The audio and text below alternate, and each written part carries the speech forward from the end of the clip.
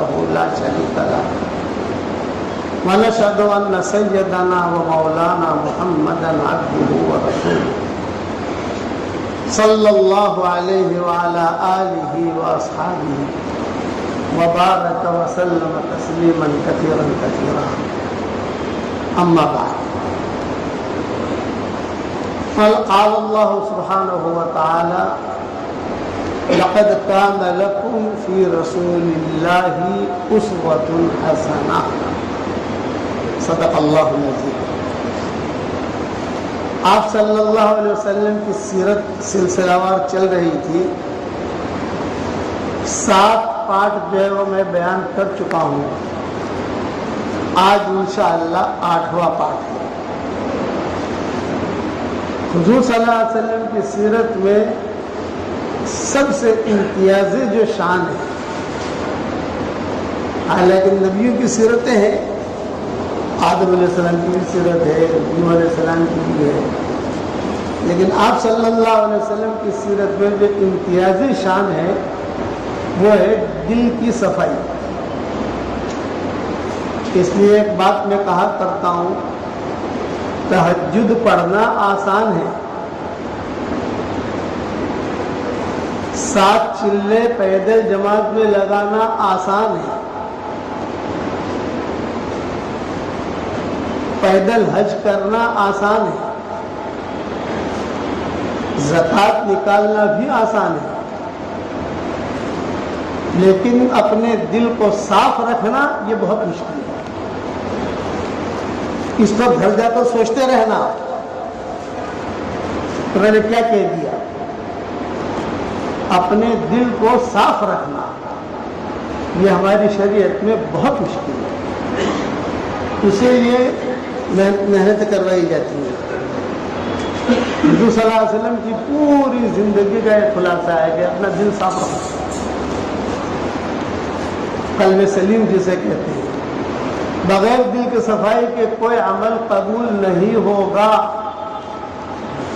نیکیاں ملے گی، عمل قبول نہیں ہوگا، اس لیے دل کو صاف رکھنا یہ بہت مشکل ہے۔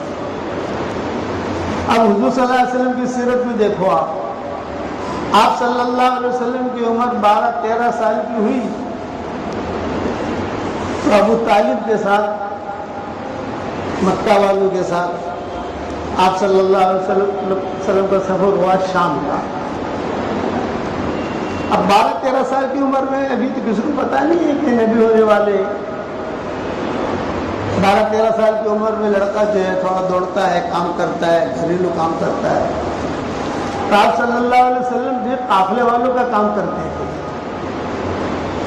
ذرا اونٹوں کے لیے پانی لے آؤ، ذرا بکریاں چراؤ۔ آپ صلی اللہ علیہ وسلم خوشی خوشی جاتے تھے، قافلے کے ساتھ تھے۔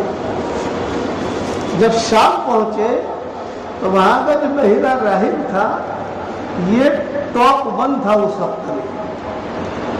ٹاپ 1 کا مطلب یہ کہ بادشاہ بھی اس سے ڈرتا تھا، اگر بادشاہ کے خلاف کوئی اعلان کر دے تو پبلک اس کا ساتھ دیتی تھی، بادشاہ کا ساتھ نہیں دیتی تھی، اس لیے اسے بہت عزت کے ساتھ دیکھا جاتا تھا۔ اس کی عادت یہ تھی کہ وہ زمین پر کبھی اترتا نہیں تھا، زمین پر پاؤں نہیں رکھتا تھا۔ زمین پر پاؤں رکھے تو سمجھ لو کہ کوئی بہت بڑا معاملہ ہونے والا ہے۔ جہاں اس نے زمین پر پاؤں رکھا اور لوگوں نے دیکھ لیا کہ یہ تو زمین پر آ گیا، مطلب کوئی چیز دنیا میں انوکھی ہونے والی ہے۔ اور اپنا سماع تھا اس کا کنیسا، گنبد جیسا، وہ وہاں بیٹھا رہتا تھا اور وہ دیکھتا رہتا تھا کیا ہو رہا ہے شام میں، پورے شہر میں کیا ہو رہا ہے۔ تو اس نے دیکھا کہ قافلہ آ رہا ہے، اس میں ایک لڑکا ہے، وہ جس طرف آتا ہے، جس طرف چلتا ہے تو درخت جو ہے اس کی طرف جھکتے ہیں، بادل سایہ کرتے ہیں۔ یہ منظر دیکھا اس نے تو اس نے اپنے سارے جو بھی سیاڈی تھے، جو بھی لوگ تھے، ان کو جو متوجہ کیا ابھی وہ قافلہ جو آ رہا ہے وہ دیکھو کہاں کا ہے۔ کون ہیں یہ لوگ؟ تو انہوں نے خبر دی یہ لوگ تو مکہ سے آ رہے ہیں، حجاز سے۔ اچھا اچھا اچھا چلو مجھے اتارو مجھے اتارو مجھے اتارو۔ اب جب اترنے کا اعلان ہوا تو سارے ملک میں میرا تخت نیچے رکھو۔ تخت رکھا گیا، وہ قافلہ وہاں سے گزرا۔ جو قافلے والے ہر سال یہ لوگ جاتے تھے لإيلاف قریش إيلافهم رحلة الشتاء والصيف فليعبدوا رب هذا البيت الذي أطعمهم من جوع وآمنهم من خوف۔ یہ برکت والی صورت ہے۔ ہر فرض نماز کے بعد اگر 7 مرتبہ کوئی اس کے پڑھنے کا اہتمام کرے تو اللہ اس کی روزی میں بہت برکت دے گا۔ اس میں رزق کا معاملہ ہے۔ فَلْيَعْبُدُوا رَبَّ هَذَا الْبَيْتِ الَّذِي أَطْعَمَهُم مِّن جُوعٍ وَآمَنَهُم مِّن خَوْفٍ۔ جب وہ قافلہ گزرا تو قافلے والوں نے دیکھا کہ ہم تو ہر سال آتے ہیں لیکن کبھی بھی یہ آدمی نیچے نہیں آیا، ہمیں ملنا ہو اس کو دیکھنا ہو کبھی مشکل ہے، یہ تو خود نیچے آ گیا۔ تو سب قافلے والوں کو جمع کیا، بحیرہ راہب کیا، اور اس کے جو بھی تھے بحیرہ راہب کے بڑے بڑے چودھری، بڑے بڑے انجینئر، بڑے بڑے افسران، بڑے بڑے عمراء، وہ سب آ گئے۔ معاملہ ہے اس قافلے کے اندر ابو طالب بھی تھے، اس قافلے میں ابو سفیان بھی تھے، بعض روایت میں یہ کہ اس قافلے کے اندر حضرت بلال بھی تھے، ابو بکر بھی تھے۔ یہ سارے کا سارا وہاں سے نکلا تھا، مکہ مکرمہ سے۔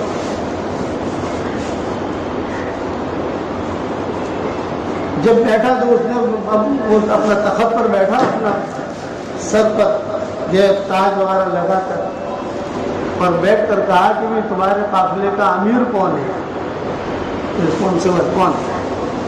تو انہوں نے اشارہ کیا ابو طالب،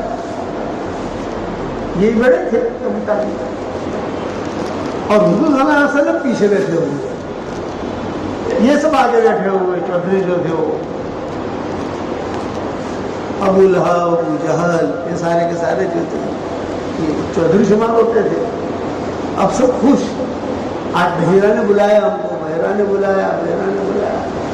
تو بات میں بحیرہ نے پوچھا وہ لڑکا جو پیچھے بیٹھا ہے وہ کس کا ہے؟ تو انہوں نے مڑ کے دیکھا، حضور صلی اللہ علیہ وسلم تھے۔ ابو طالب نے کہا میرا ہے، تو بحیرہ راہب نے کہا کذب کا، تو نے جھوٹ کہا، یہ تیرا نہیں ہے، تو میرا ہے۔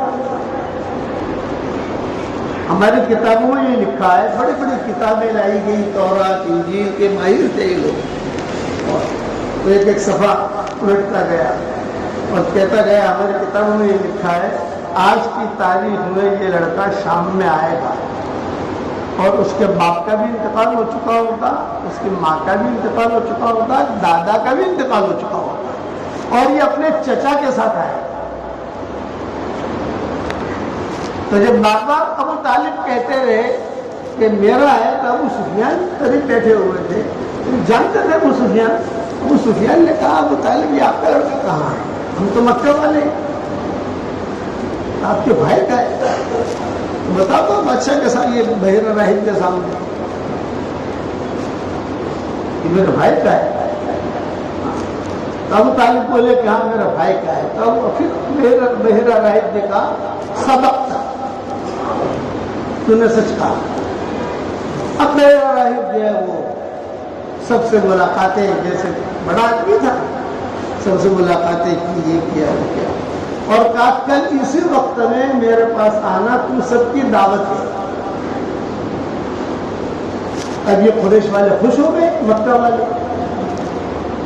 کبھی بھی اس کو بھاؤ نہیں پوچھا، کبھی ایک زیتون کا دانہ نہیں دیا ہم کو، اس نے شام میں زیتون وہ بولتے ہیں، اس نے کبھی ہمارے اکرام نہیں کیا، لیکن اب دعوت۔ تو سارے کے سارے یہ جتنے تھے قافلے والے یہ سب بہت خوش ہو گئے، بہت خوش۔ دوسرا دن آنے کا انتظار کرتے رہے کہ کب میٹنگ ہو، کب میٹنگ ہو، کب میٹنگ ہو۔ خیر اس کو جو ہے بحیرہ راہب کو تو اوپر لے گئے اس کے خادم، دوسرے دن وہ بھی جو ہے اپنا شاہی لباس یا اس کا جو بھی اس دور کے اعتبار سے عزت والا لباس ہوتا ہے وہ پہن کر یہ نیچے اترا، اور یہ سارے کے سارے مکہ والے جو تھے یہ بھی اچھے اچھے کپڑے پہن کر، یہ کہاں جا رہے ہو؟ یہ کہ بحیرہ راہب کی دعوت ہے، دعوت ہے تمہاری اس میں دعوت ہے، سب بیٹھ گئے اور کھانا بھی لگا نہیں۔ اس وقت میں جو کھانا لگانے کی ترتیب ہوتی تھی، بڑے بڑے درخت کے جو بڑے بڑے پتے ہوتے تھے ان پتے کے اوپر کھانا رکھ دیتے تھے، اور جو میزبان ہوتا تھا وہ بیٹھا بیٹھا دیکھتا رہتا تھا کبھی برابر ہے کہ نہیں، برابر کھا رہے نہیں کھا رہے۔ سب آ گئے، دسترخوان بھی اس دور کے اعتبار سے لگ گیا، سارے کے سارے بیٹھ بھی گئے، لیکن کھانا نہیں آ رہا ہے اور گرمی تیز ہو رہی ہے۔ تو کہا کہ بحیرہ راہب سے بات کرنے کی کسی کی ہمت نہیں، لیکن جو دوسرے اس کے خادم تھے ان سے کہا کہ کھانا کھاؤ کھانا۔ بحیرہ راہب نے دیکھ لیا تو بحیرہ راہب نے کہا وہ لڑکا جو جس کے بارے میں کل بات ہوئی تھی کس کا لڑکا ہے، یہ لڑکا کہاں ہے؟ تو ان سب نے کہا ہم نے اسے کسی کام سے بھیجا ہے، حضور صلی اللہ علیہ وسلم کو کام سے بھیجا۔ اور کیا کام تھا کہ ان لوگوں نے یہ کہا حضور صلی اللہ علیہ وسلم سے، مکہ والوں نے، کہ محمد دیکھو ہماری دعوت ہے، اب دعوت تو تمہاری بھی ہے لیکن ہم تو بڑے لوگ ہیں، اس لیے جو ہے ہماری دعوت کا شاندار اعتماد شروع کرنا تک تم جائے کہ وہ کہنے وغیرہ چلانے کے لیے چلے جاؤ، دوستوں کو پانی وغیرہ پلا لو، اور ہم تمہارے لیے کھانا اپنی آستینوں میں لے کے آئیں گے۔ ان کی آستینیں بڑی بڑی ہوتی ہیں، جو بھی ہوگا آپ کے لیے لے کے آئیں گے، فکر مت کرنا۔ حضور صلی اللہ علیہ وسلم صاحب چل گئے تھے، حضور صلی اللہ علیہ وسلم چلے گئے۔ تو بحیرہ راہب تک وہ لڑکا کہاں ہے؟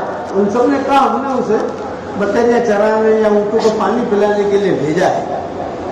تو بحیرہ راہب نے کہا اس لڑکے کے برکت سے میں نے تمہاری دعوت کی، تم نے کوئی کمال نہیں ہے، تم تو ایسا لاتے ہو، وہ لڑکے کے تو پھر تمہاری دعوت کی ہے، جو اس کو بلاؤ، جب تک وہ آئے گا نہیں تب تک چاہے کھانا شروع نہیں ہوگا۔ دعوت میں زیتون کے دانے تھے، زیتون کا تیل تھا،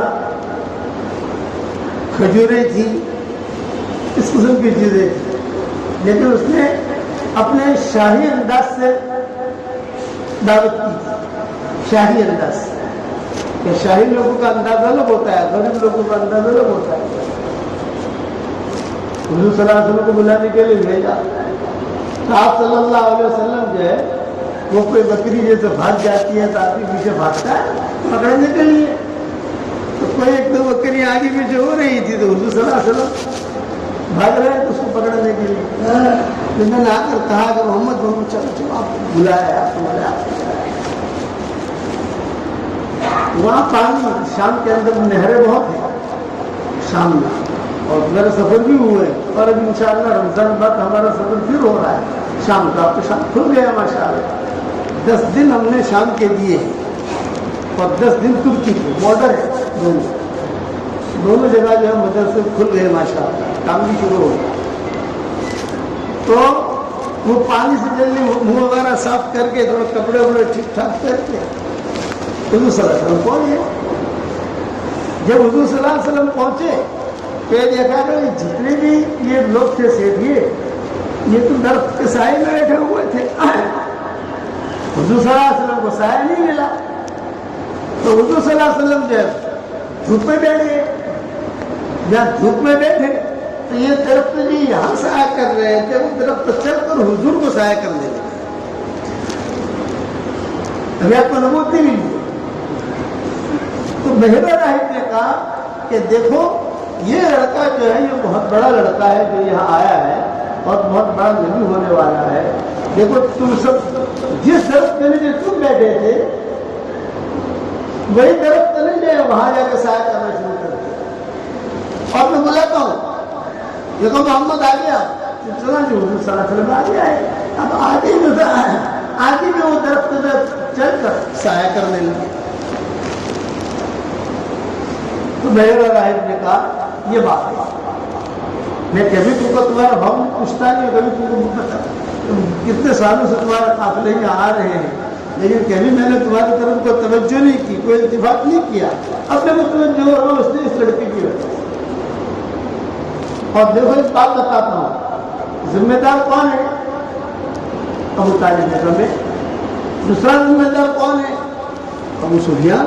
یہ سارے کے سارے کو پہلے کھانا کھاتا، سب کو کھانا کھلایا، کھانے کے بعد یہ کہا کہ دیکھو میں تمہیں پرائیویٹ طریقے پر خبر دیتا ہوں اور خفیہ طریقے پر خبر دیتا ہوں کہ ہماری کتابوں میں یہ لکھا ہوا ہے کہ یہ لڑکا ان تاریخوں میں آئے گا اور پوری حکومت جو ہے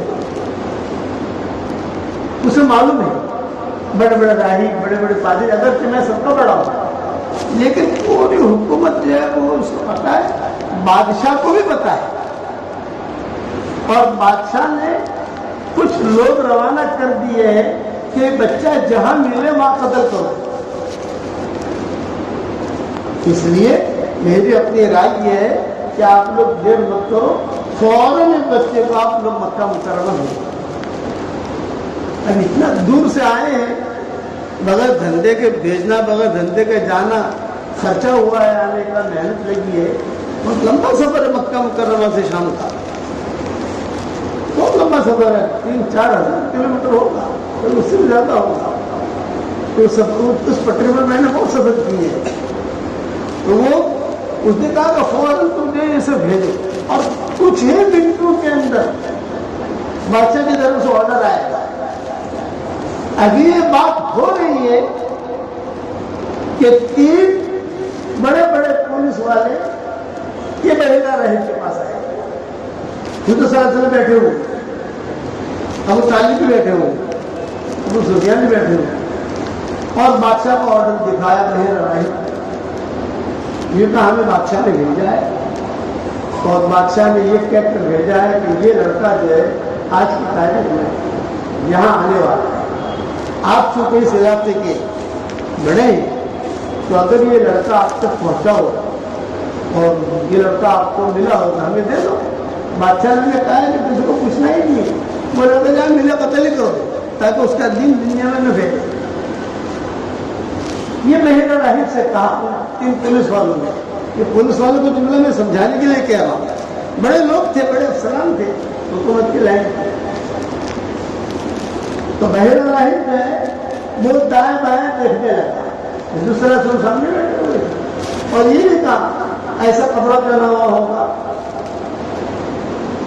تل کے داغ جو ہوتے ہیں، تل کے داغ دیکھے ہوں گے آپ نے، کبھی کسی کو انگلی کے اوپر ہوتا ہے، کسی کے رخسار کے اوپر ہوتا ہے، کسی کے جو ہونٹوں کے اوپر ہوتا ہے، کسی کے ہاتھ کے اوپر ہوتا ہے، کسی کے ہتھیلی کے اوپر ہوتا ہے۔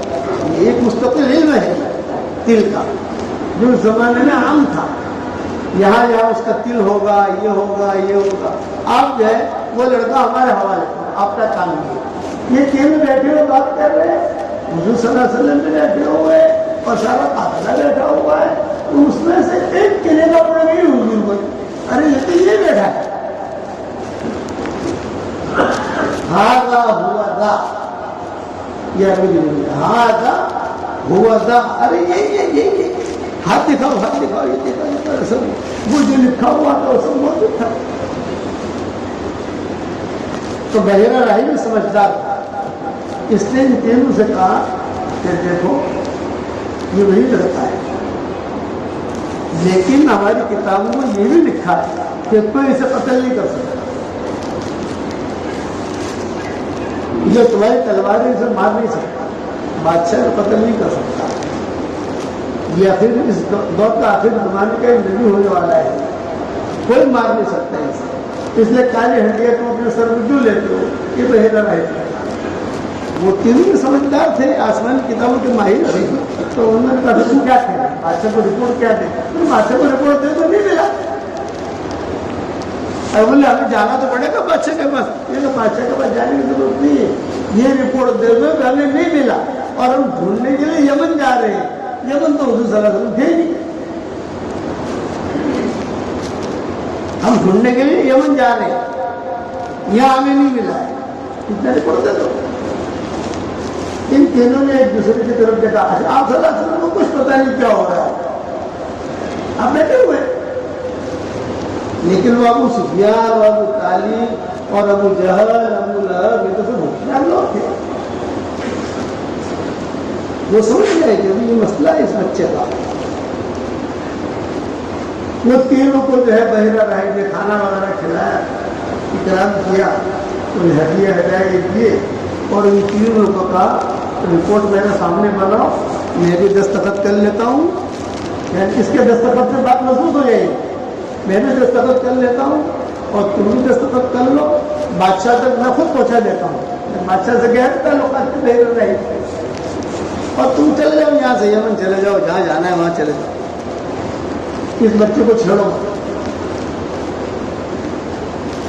ان کے دل میں بات آ گئی, وہ صحیح کہہ رہا ہے بحیرہ راہب.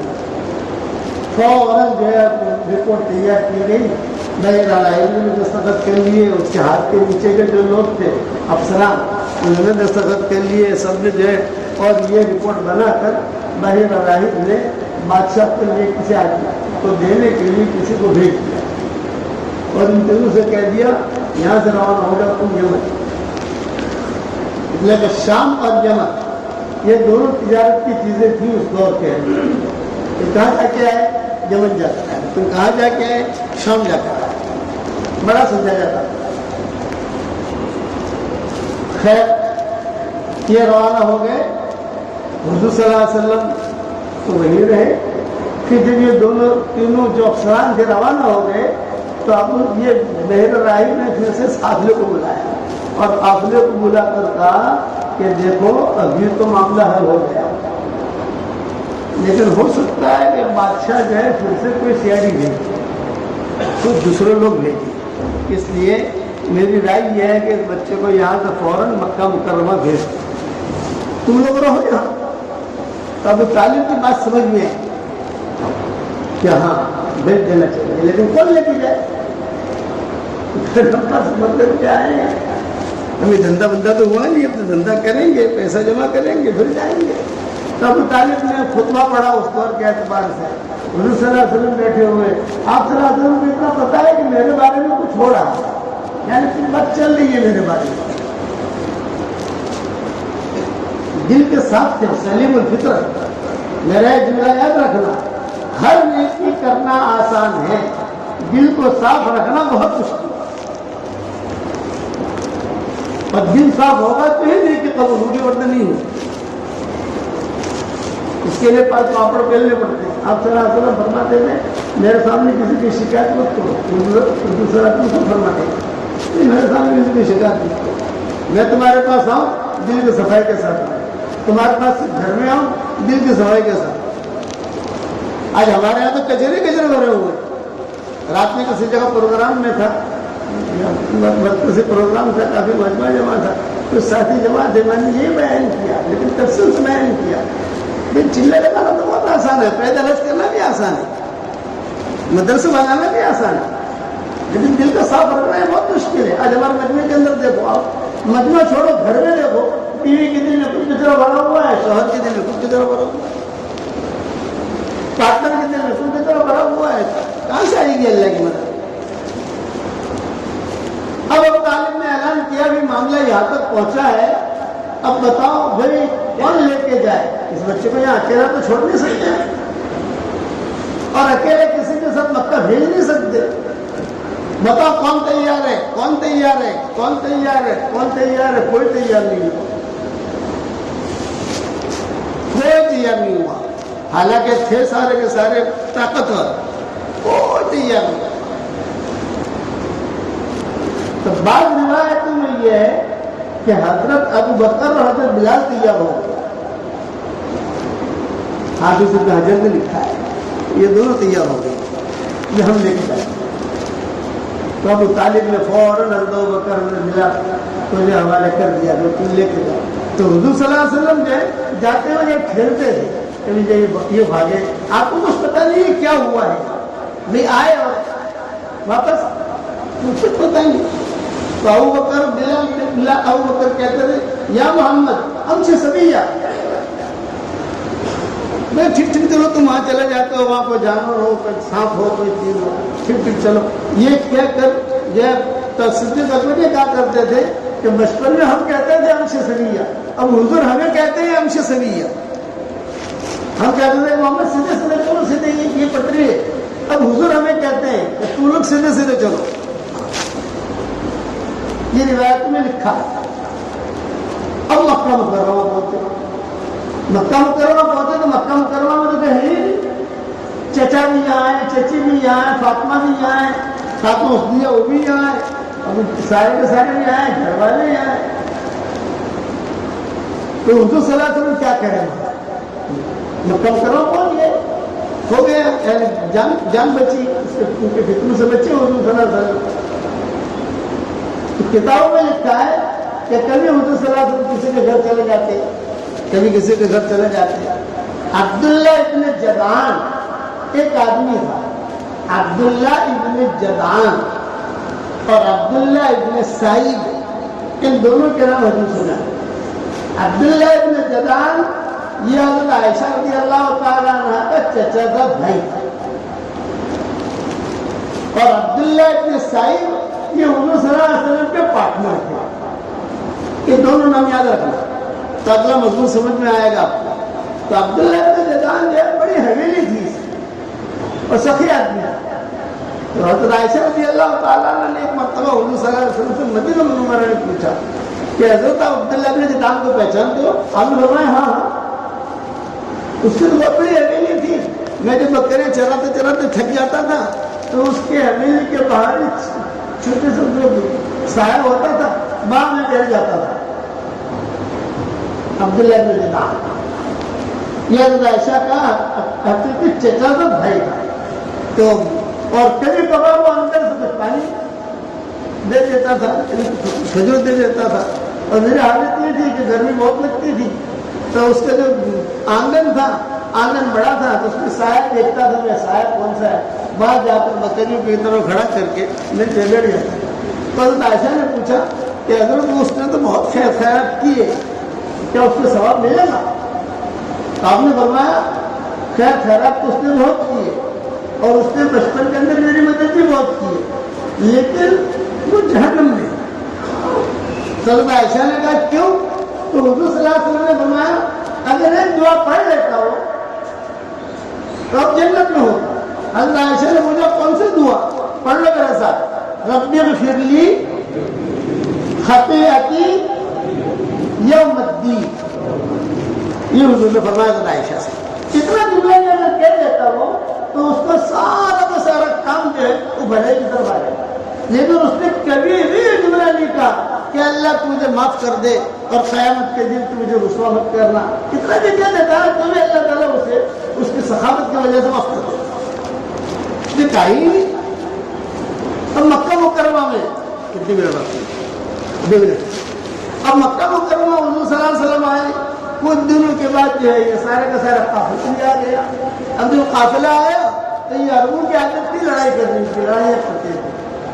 حرب الفجار کہتے ہیں، حرب الفجار، یہ لڑائیاں ہوتی تھی عربوں کے اندر. تو سارے کے سارے چچا جو ہے جمع ہوئے. حضور صلی اللہ علیہ وسلم نے بلایا میٹنگ کے اندر، یہ تم بھی بڑے ہو گئے ہو، لڑنے کے قابل ہو گئے ہو. آپ کی عمر 15 سال کی ہو چکی تھی، 15-16 سال کی. جب تم 15-16 سال کے ہو گئے ہو تو چچاؤں کے ساتھ دوڑو کرو. آپ فرماتے تھے مجھے بھی وہ لڑائی میں بلایا، اور لڑائی کے اندر وہ میٹنگ جو ہوئی وہ عبداللہ ابن جدعان کے گھر میں ہوئی. اس نے سب کی دعوت کی اور عبداللہ ابن جدعان نے بہت اکرام کیا سب کا، اور وہاں لڑائی کے لیے مشورے میں حضور فرماتے تھے میں بھی اس مشورے میں شریک تھا. اب تو ابھی اسلام تھا نہیں. اب یہ لڑائی کرنے کے لیے جب نکلے باہر تو میرے چچا مجھے کہتے تھے دیکھ محمد جان ایسی لڑائی کرنی ہے، ایسی لڑائی کرنی ہے، ہم تو مقابلے والے لوگ ہیں. میں سنتا رہتا تھا. اب وہ لڑائی جو شروع ہوئی میں پیچھے ہو جاتا تھا. آپ فرماتے تھے میں آگے نہیں رہتا تھا، میں پیچھے. تو پھر کہتا رہا تو کوئی کام کرتا نہیں ہے. ارے کرتا ہوں تیر اٹھا کے دیتا تھا. یا فرماتے جتنا مجھے یاد ہے لیکن میں نے کسی کو قتل نہیں کیا، میں تیر اٹھاتا تھا. पत्थर उठा कर दिया, चचा को दिया, इसको दिया, उसको दिया, फिर वो लोग लड़ते रहते थे आपसे। एक मरतबा कितना हो गया, चलो आज अगले तफसील हम आइंदा जुमा है यहाँ, जब अगर यहाँ रहे भाई तो मजदूर पूरा करेंगे। हमारे भी सफर